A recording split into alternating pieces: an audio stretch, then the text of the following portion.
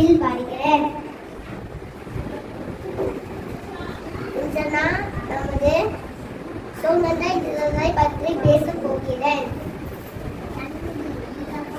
India நம் தாய்நாடு. நம் அனைவரும் இந்தியர்கள்.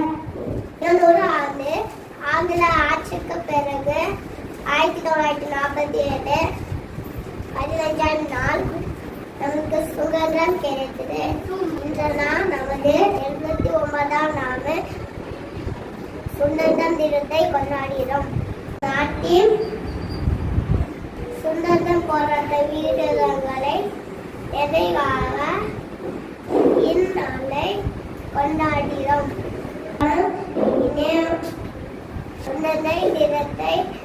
சுதந்திர தின நல்வாழ்த்துக்கள்.